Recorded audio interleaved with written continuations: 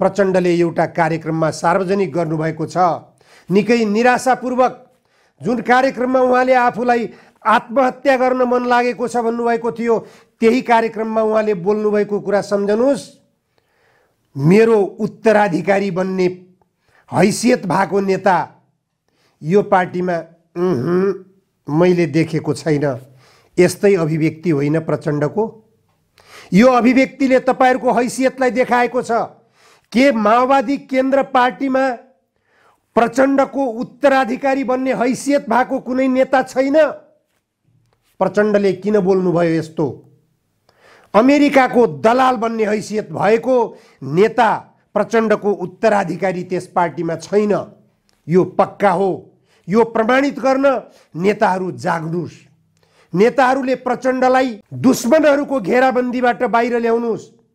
दुश्मनहरूको घेराबन्दीमा छु मलाई आत्महत्या गर्ने परिस्थिति सृजना भएको छ भनेर प्रचण्डले त्यति बेला खुलासा गर्नुभएको थियो।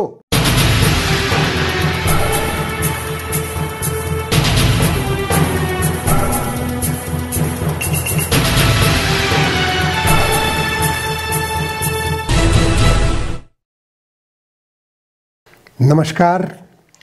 आजको जनचासोको 165 श्रृङ्खलामा जनधारणा खबरमा यहाँहरूलाई स्वागत छ। प्रधानमन्त्री शेरबहादुर देउवाले बेलायतबाट फर्किए लगत्तै एमसीसी सम्झौता पारित गरिने बारेमा अमेरिकालाई प्रतिबद्धता पत्र पठाइसकिएको र प्रचण्डजीले र आफूले संयुक्त दस्तखत गरेर पठाइएको भन्ने कुरा सार्वजनिक गर्नुभएपछि त्यो विषयले निकै बहस सुरु गरेको छ। यस विषयमा नेकपा माओवादी केन्द्रका अध्यक्ष प्रचण्डले पनि मुख खोल्नु भएको छ। प्रतिक्रिया दिने क्रममा प्रचण्डले आफूले संयुक्त दस्तखत त गरेको हो तर पारित गर्ने भन्ने प्रतिबद्धता होइन, राष्ट्रिय सहमति जनाएर मात्र पारित गरिने भन्ने प्रतिबद्धता पत्रमा छ भन्ने कुरो उहाँले खोल्नु भएको छ।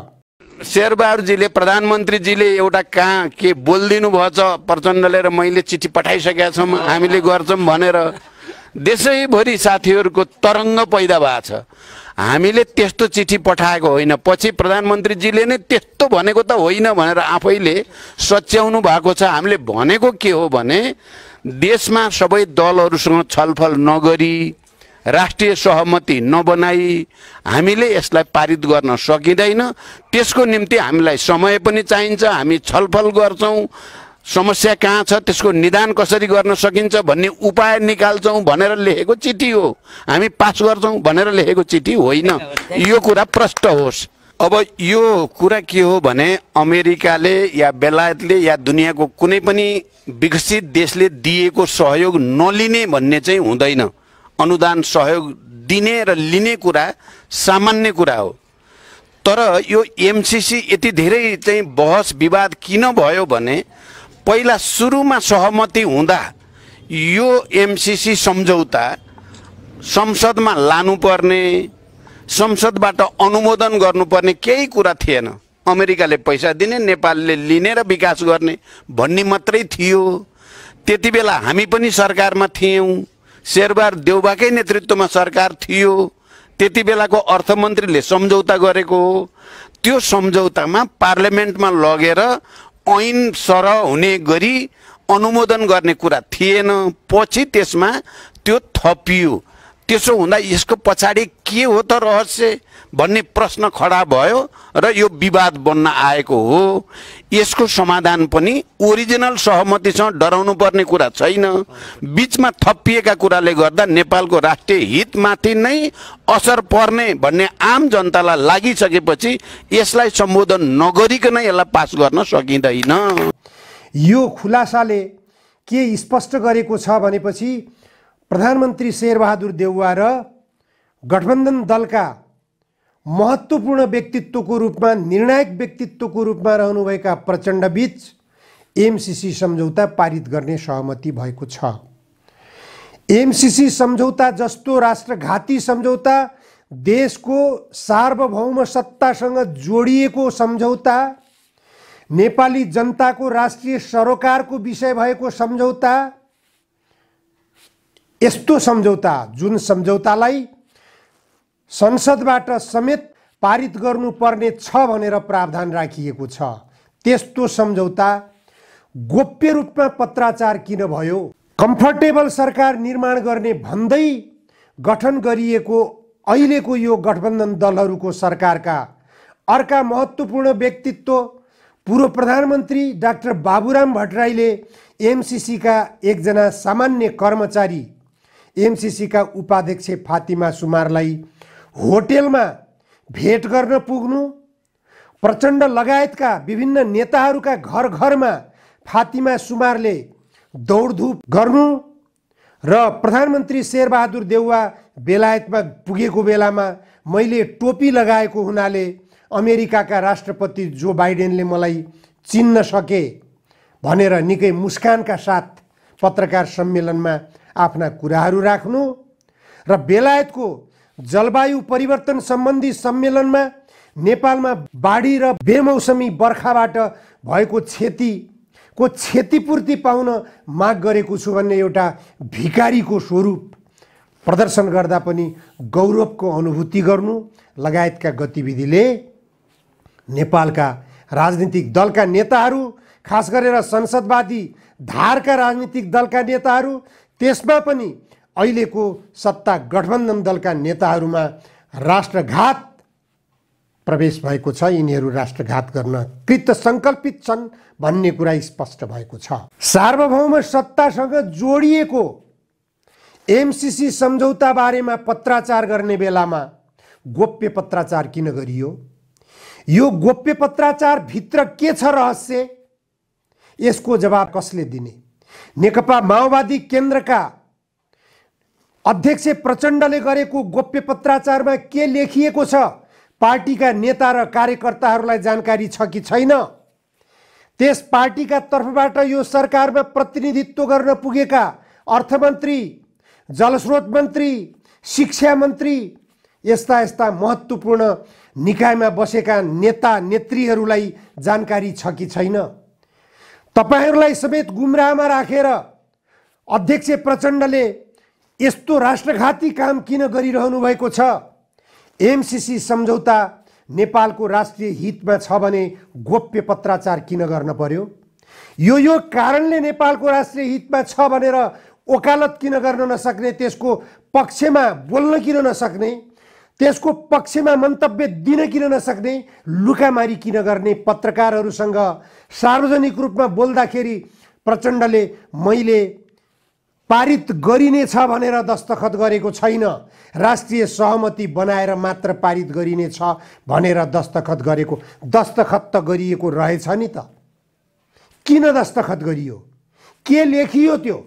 नेपाली जनतालाई जानकारी नगराएर यो विषयमा हामीले पत्राचार गर्नु हुँदैन भनेर प्रधानमन्त्रीलाई प्रचण्डले रोक्नु पर्दैन थियो?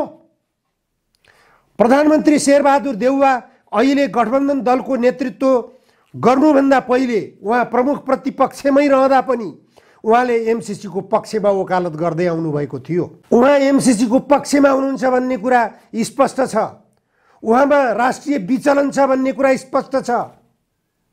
25 वर्ष अगाडि महाकाली सन्धि गरिएको थियो, जुन महाकाली सन्धिमा राष्ट्रघात भएको छ भनेर प्रचण्डजीले युद्धमा रहँदा बोल्नु भएको थियो।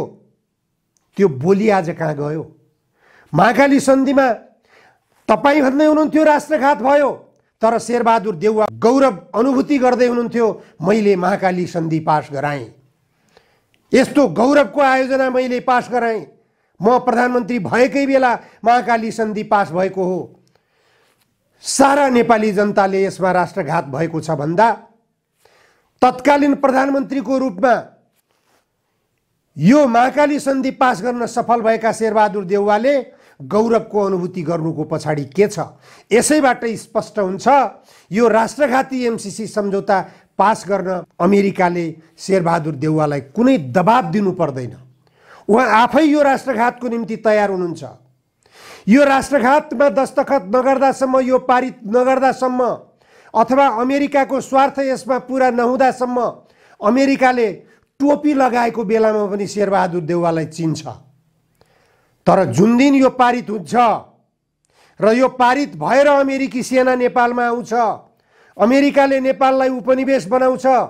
एमसीसी को कानुनबाट जब प्रधानमन्त्री शेरबहादुर देउवा सञ्चालित हुनुपर्छ, त्यो बेला जो बाइडेनले एमसीसी का उपाध्यक्ष फातिमा सुमारलाई मात्र चिन्ने छ, शेरबहादुर देउवालाई चिन्ने छैन।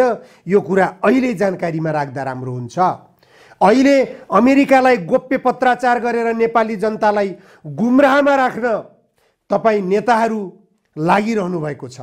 नेपाली जनतामाथि जुन गद्दारी गर्दै हुनुहुन्छ, जुन घात गर्दै हुनुहुन्छ, अहिले नेपाली जनतालाई गुमराहमा राखेको प्रतिफल भोलि जुन बेला एमसीसी कानुन मातहत, एमसीसी का कर्मचारीहरू मातहत तपाईहरू सञ्चालित हुनुपर्छ र अफगानिस्तानका राष्ट्रपति अशरफ घानीले अफगानिस्तान छोडेर भागेर अफगानिस्तानबाट पलायन हुनु परेको जस्तो अवस्था जति बेला सृजना हुन्छ, त्यति बेला बल्ल पश्चाताप महसुस हुनेछ। त्यसकारण बेलैमा होसियारीपूर्वक यो राष्ट्रघाती सम्झौता हो, यो राष्ट्रघाती सम्झौतालाई हामीले स्वीकार गर्न हुँदैन भन्ने कुरामा माओवादी केन्द्रका अध्यक्ष प्रचण्डलाई देशभक्तिको आवरणमा, क्रान्तिकारिताको आवरणमा 17,000 नेपाली जनताको रगत बगाएर नेतृत्वमा पुगेका त्यस पार्टीका प्रचण्ड मातहतका नेताहरूले गम्भीरतापूर्वक ध्यान दिन जरुरी छ। प्रचण्डले एउटा कार्यक्रममा सार्वजनिक गर्नुभएको छ, निकै निराशापूर्वक जुन कार्यक्रममा उहाँले आफूलाई आत्महत्या गर्न मन लागेको छ भन्नुभएको थियो, त्यही कार्यक्रममा उहाँले बोल्नुभएको कुरा सम्झनुहोस्। मेरो उत्तराधिकारी बन्ने हैसियत भएको नेता यो पार्टीमा मैले देखेको छैन। यस्तै अभिव्यक्ति होइन प्रचण्डको? यो अभिव्यक्तिले तपाईहरुको हैसियतलाई देखाएको छ। के माओवादी केन्द्र पार्टीमा प्रचण्डको उत्तराधिकारी बन्ने हैसियत भएको कुनै नेता छैन? प्रचण्डले किन बोल्नुभयो यस्तो? अमेरिकाको दलाल बन्ने हैसियत भएको नेता प्रचण्डको उत्तराधिकारी त्यस पार्टीमा छैन। यो पक्का हो। यो प्रमाणित गर्न नेताहरू जाग्नुस्। नेताहरूले प्रचण्डलाई दुश्मनहरूको घेराबन्दीबाट बाहिर ल्याउनुस्।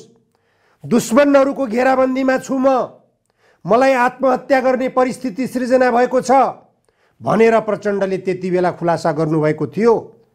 उनै प्रचण्डले प्रधानमन्त्री शेरबहादुर देउवासँग संयुक्त रूपमा दस्तखत गरेको पत्र, त्यो पत्र बारेमा तपाईहरुलाई जानकारी नगराइनु, त्यो पत्र बारेमा नेपाली जनतालाई जानकारी नगराइनु, त्यो पत्रलाई गोप्य राखिनुको कारण के हो? यो विषयमा प्रचण्डसँग स्पष्टीकरण कसले माग्ने? नेपाली जनताले मागेको स्पष्टीकरण यदि प्रचण्डले सुन्न चाहने हो भने प्रचण्डले सार्वजनिक रूपमा खुलासा गर्नुपर्छ। त्यो पत्रमा के लेखिएको छ? सबै दलहरूको सहमति बनाएर मात्र पारित गरिने भनिएको छ भने पनि त्यो राष्ट्रघातको गन्तव्य हो। यो सम्झौता राष्ट्रघाती सम्झौता छ। नेपालको जलसम्पदा भारतको कब्जामा पुर्याउने सोच बनाएको छ यो सम्झौताले। त्यो लेखिएको छ यो सम्झौतामा। सोच बनाएको मात्र होइन। नेपालले कुनै पनि योजना परियोजनाहरू तर्जुमा गर्ने बेलामा भारत सरकारको सहमति लिनुपर्ने छ भनेर यो सम्झौतामा लेखिएको छ। यस्तो सम्झौतामा राष्ट्रिय सहमति खोजिन्छ भने त्यो राष्ट्रघात हो कि होइन? राष्ट्रघातको निम्ति राष्ट्रिय सहमति गराउन खोज्नु भएको छ भने त्यो गम्भीर प्रकृतिको त्रुटि हो, गम्भीर प्रकृतिको राष्ट्रघात हो, गम्भीर प्रकृतिको दलाली हो। यो दलाल संसदीय व्यवस्थामा देखा परेको गम्भीर खालको यो विचलन हो। यो संसदीय पद्धतिकै असफलता हो। यो असफलतालाई समयमै पहिचान गरेर यसको विकल्प खोज्न जरुरी छ। नेपाली कांग्रेसका नेता विश्वेश्वर प्रसाद कोइरालाले भारत निर्वाचनबाट नेपाल फर्किँदाखेरि कुन निर्णय गरेर फर्किनु भएको थियो? प्रधानमन्त्री शेरबहादुर देउवाले नेपाली कांग्रेसको सभापतिको हैसियतबाट यो गम्भीर कुरामा विश्लेषण गर्न जरुरी छ। आत्मसमीक्षा गर्नुस्। बीपी कोइरालाको तपाईं अनुयायी हो कि होइन? बीपी कोइरालाले देश संकटमा परेको बेला राष्ट्रिय सहमति यति बेला आवश्यक छ भनेर बरु राजासँग गर्दन जोडेर म अगाडि बढ्न चाहन्छु, भारतसँग म आत्मसमर्पण गर्न चाहन्न भनेर भारतबाट नेपाल फर्किनु भएको होइन। दर्जनौं मुद्दा आफ्नो थाप्लोमा हुँदाहुँदै ती मुद्दाहरूको जोखिम मोलेर उहाँ भारतबाट फर्किनु भएको थियो। आज यो एमसीसी सम्झौता मार्फत यसले उत्पादन गरेको विद्युत शक्ति, यस मातहत उत्पादन गरिएको विद्युत शक्ति भारतको गोरखपुरमा लगेर भण्डारण गरिनेछ भनेर यो कसको स्वार्थको निम्ति लेखियो? नेपालको राष्ट्रिय हितमा छ यो। यदि यो लेखिएको छैन भनेपछि वकालत गर्नुस्, आउनुस्, सार्वजनिक रूपमा पत्र देखाउनुस् तपाईहरुले अमेरिकासँग के प्रतिबद्धता व्यक्त गर्नुभयो।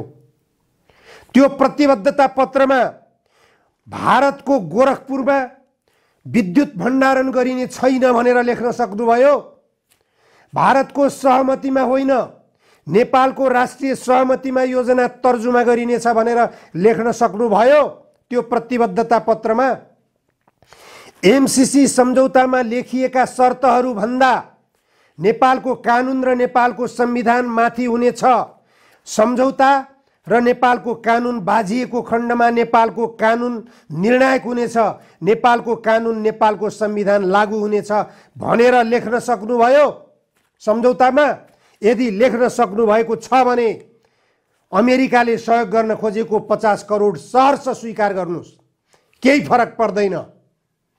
होइन भने ती उल्लेखित राष्ट्रघाती प्रावधान रहेका जति पनि बुँदाहरू छन् एमसीसी सम्झौतामा, ती बुँदाहरू नसच्याएर, ती बुँदाहरूलाई यथावतै राखेर अमेरिकाको सहयोग स्वीकार गर्ने नाममा नेपाललाई युद्धस्थल बनाएर राष्ट्रघात गर्दै हुनुहुन्छ तपाईहरू।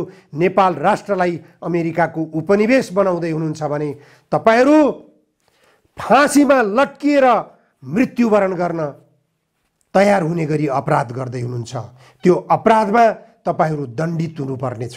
आज अमेरिकाबाट दण्डित हुनुपर्ने डरले तपाईहरू देशलाई अमेरिकाको उपनिवेश बनाउन तयार हुँदै गर्दा सम्झना गर्नुपर्छ। फेरि पनि सद्दाम हुसैनको सम्झना गर्नुस्, फेरि पनि अशरफ घानीको सम्झना गर्नुस्। अमेरिकाले अशरफ घानीलाई बचाउन सकेन। अमेरिकाले सद्दाम हुसैनलाई आफैले झुन्ड्याएर मार्यो।